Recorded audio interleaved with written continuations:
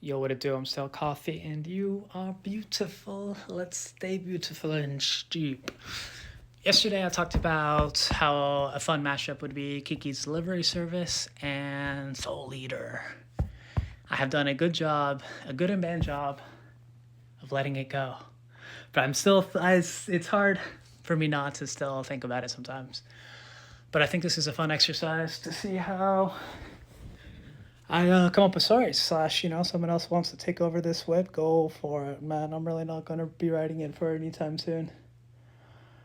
But the idea or the concept of the world building is taking the Kiki's Delivery Service of being 13 years old as a witch to go off on your own for a year.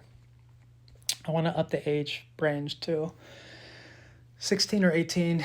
You could probably go to 20 in the 20s too if you wanted to. But I like that level of youngerness while still being the adult mentality or want to be the adult mentality, but still haven't actually experienced a lot of the world yet. So I want to use the connotation of witches necessarily being negative. In the world, I don't want that to be the case. Not all witches are bad. I don't believe in absolutes. But a fun way to keep it going is, so dipping into the Soul Eater aspect, is the requirements. I think in Kiki's Delivery Service, it's just a year. For this make-believe, I still think the eating 3 human souls would be fun. And it edges that line of, are all witches evil because you have to consume human souls. But I think another fun kicker to that as well, to make it a time limit of why it has to be a year, is that on their certain age, and you have to be the lineage of a witch, their parents give them blood, their own actual witch's blood, someone who's gone through the process and has eaten the souls, and that will amplify or basically turn on their power.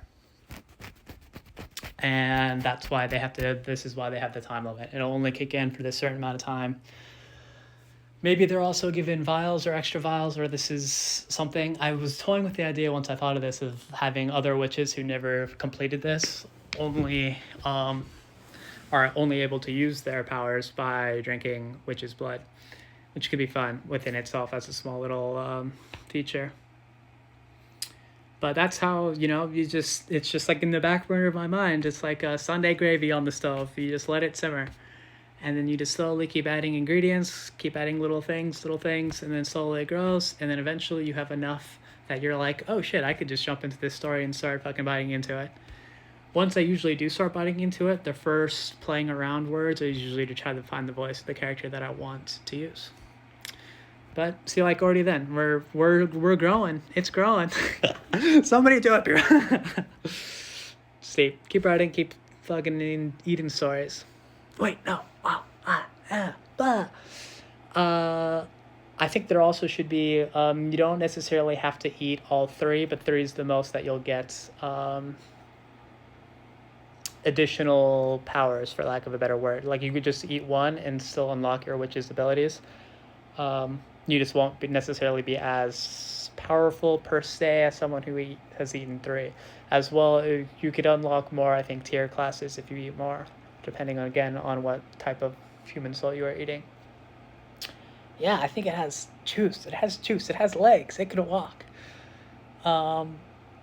With that said, too, there's an infinite amount of possibilities of how it could walk, which is the fun of storytelling, Yeah. Yeah, okay, I'm leaving.